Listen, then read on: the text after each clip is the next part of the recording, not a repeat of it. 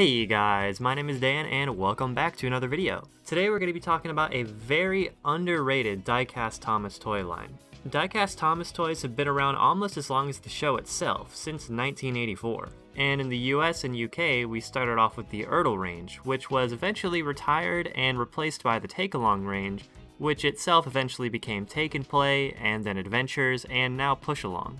I think most fans would agree that the quality of these toys got worse with each iteration of the Diecast range. The only exception would be Take-Along, which itself has had plenty of fans over the years that prefer it over Ertl. Growing up, I never had any Ertl, but I did find this Ertl Thomas recently at a thrift store in pretty good condition for just $2. I did have a few Take-Along growing up, and this is actually the duck that I grew up with, but I was always way more into Tomy Trackmaster and Wooden Railway.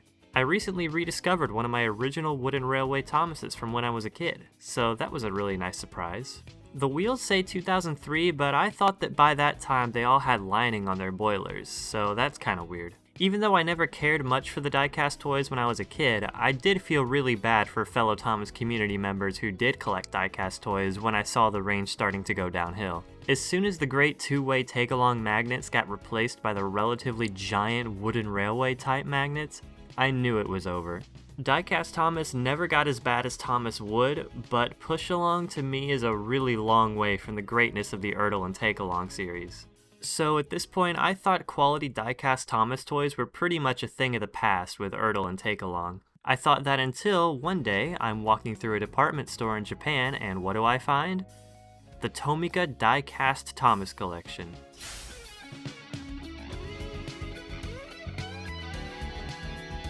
Before we take a look at these models you see on the table, first, for those not familiar, here's a brief history on the TOMICA Diecast range. While we in the West were getting our various incarnations of Ertl or Take-Along, from 2004 onwards, Japan has consistently had the TOMICA Diecast range. TOMICA is a part of Takara Tomy, which is the company that makes Tomy Playrail, as well as Tomix, whose Thomas models we've looked at on this channel previously. So yeah, Takara Tomy is pretty much peak when it comes to Thomas toys. Always have been and always will be. And do you know what else Tomy owns now? Ertl. Yeah, that Ertl. I don't know when, but at some point Tomy bought them, and now Tomy owns Ertl. Tomy is the forever king of Thomas merch. Except for their Wooden Railway, that shit sucks. TOMICA is basically the Hot Wheels of Japan. They mostly make quality diecast models of cars, so anywhere that sells those probably also sells at least some of the Thomas range. And for some reason, the Thomas model that's the easiest to find is the Thomas Bus, which is cursed. The first version of the TOMICA Diecast Thomas range was released from around 2004 to around 2011, and it was made up of little collectible engines that talked, but didn't have any couplers or rolling stock. For the most part, I think these all look great, except for the tender engines, which are a little squashed. If you want to buy any of these, they're still very easy to find online and not expensive at all. It's like buying Thomas Wooden Railway on eBay pre-2016. In 2012 though, they renewed the line with couplers and rolling stock this time, although the engines didn't talk anymore. This version of the range continues to exist today, although most of it is discontinued. You can find the ones they're still selling almost anywhere in Japan that sells toys though. They've even started making all engines go versions of the characters in this series. Fortunately though, these have not replaced the original models, they're just sold alongside them. All TOMICA models have a number, but all the models I've shown so far are numbered separately from TOMICA's main models. They're part of a separate Thomas series, with Thomas being numbered number 1 and it going from there. Today though, we're not just talking about these separately numbered Thomas series models. We're talking about the Thomas items that are numbered as part of TOMICA's main collectible range. The first of these models came out in 2011, and the most recent one came out in 2021. So now that we're all up to speed on TOMICA Thomas, let's go ahead and take a look at some of these models in detail.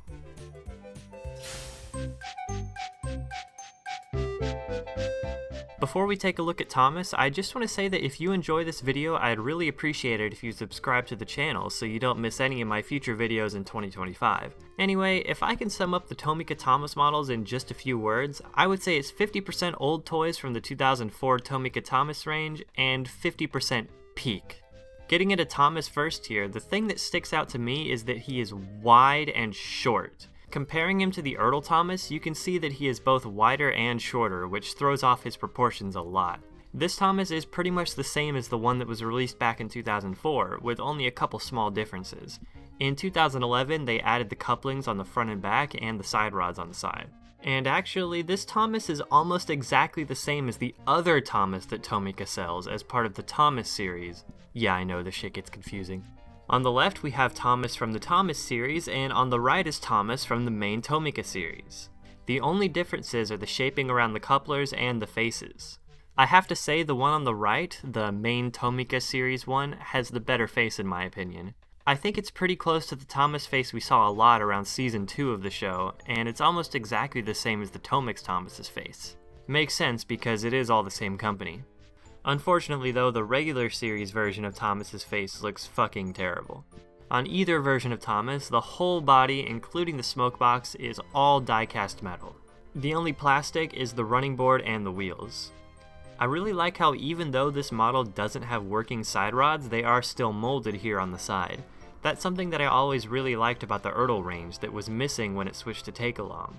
As you can see, pretty much every single one of Thomas's details is represented here. The lining on the sides and on the boiler and around the windows, the lamp and empty lamp irons on the front, as well as the lamp on the back. Even the windows on the front of the cab aren't missed out on here. Although his proportions are off, I really like this Thomas. It's full of detail, and I think it's just a very cute representation of the character, and I'm very happy to own it. I'm going to take just a brief look at these trucks because there's really not much to say about them. They both have a nice face, albeit the same face on both of them, and their bodies are nicely molded and pretty accurate overall, but they are completely made of plastic, no metal at all. So I don't think they're really necessary inclusions in this diecast range in my opinion, but they're included basically for free, so I don't mind. When I say they're basically free, I mean that because this 3-pack only costs 770 yen, which converts into about $5, but feels more equivalent to about $8. $8 would already be a great price for this Thomas by itself, so getting these trucks along with him just makes that an even better deal. I do have to wonder though why these trucks were included with Thomas instead of Annie and Clarabel. They actually do make Annie and Clarabel, and I got them in a set with this other Thomas, as well as a Bertie on the side. These technically aren't part of the main Tomica series, they're only a part of the Thomas series, but who fucking cares, it's all Tomica. Annie and Clarabel, just like the trucks, are completely plastic, but they are really nicely done. They're very model series coded, so putting them with the collectible Thomas with the Season 2 face makes a great 3-pack in my opinion. And the other item from this set is this Bertie, who I think is just perfect in my opinion. Not a single one of Bertie's details is missed out on here. The top half is metal while the bottom half is plastic, and I mean just look at him. Just look at me. This Bertie is honestly one of my favorite Thomas models that I own out of everything. Yeah. I'd recommend picking up this pack even if just for the Bertie if you ever have a chance. Next up is Percy and his freight cars, which I'm just gonna get out of the way first because they're kinda boring. This is an oil tanker, which doesn't look like Thomas stuff at all, and this is a pretty decent brake van, but it's backwards, so it looks kinda stupid. Let's just move these out of the way so we can get a good look at Percy. The freight car wouldn't move until Gordon forced it. Moving on to Percy, he's very similar to Thomas in his detail. Just like Thomas, he's a slightly modified version of the Percy from the really old range in 2004. But the wideness isn't as weird on Percy as it was on Thomas, because Percy is supposed to be pretty wide.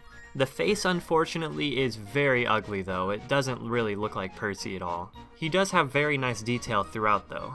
Definitely not a bad model of Percy, I just think it's very much held down by that face, which is just one of the worst faces I've ever seen on a Thomas model. I don't really want to look at this Percy's face anymore, so let's just move on to the next item in the series, James. I don't have James. So when I said this range is 50% old toy and 50% peak, this is the second 50% that I was talking about. This Hiro is an excellent model. He's got this little flatbed, whatever, who cares, just look at Hiro. Unlike Thomas and Percy, which are re-releases of old models, this Hiro is a completely newly made model for the series. Like I said before, the old range had very squished tender engines, but instead of reusing that Hiro from that range, they decided to make a whole new long boy Hiro. He's got the correct amount of wheels here, with some of them actually working and some of them just being molded onto the body, with some supporting wheels on the bottom. And the detail throughout his body is just fantastic. The metal work here, it really just makes me happy. Isn't it nice to see a piece of Thomas merch that isn't complete garbage that you can buy on store shelves in 2025? That's just not something you see a lot of anymore. They even got the lamp on the back of the tender. That's just really nice to see. This is one of the best diecast models I've ever owned, and it makes this Hiro one of my favorite items in my collection. I love this model of Hiro, and I really recommend you pick it up if you ever have the chance. I would say this is the best TOMICA model if it were not for the last model we're going to be taking a look at today. Here is the one I've really been looking forward to showing you. This was the first model from this series that I picked up back in 2023 when I went to Japan for the first time. I saw this thing on the shelf and I just knew I had to have him immediately. He's very long, and that's one of the most important things in any Gordon model. Shitty little squished versions of Gordon always miss the point of Gordon as a character. If he's not long, then he might as well just be Edward. The point is that he is Gordon the Big Engine. And TOMICA knew that, and they got it right here by making it a completely new Gordon and not reusing the old one from the old series. The correct number of wheels are represented here just like Hiro, and pretty much all of Gordon's details are here too, just like the other models in this series. Every detail that should be molded is molded, and everything that should be painted is painted. There's no cheaping out with unpainted running boards or buffers on this model. And the face is pretty spot on for CGI Gordon. He also comes with an express brake coach, which like Gordon is very long and very well made. It is just plastic like the other rolling stock included with the other engines, but I think it's a better model than any of those. I really wish there was a composite coach available to go along with this and make an express train. This Gordon, along with Hiro, only cost about $9 by the way.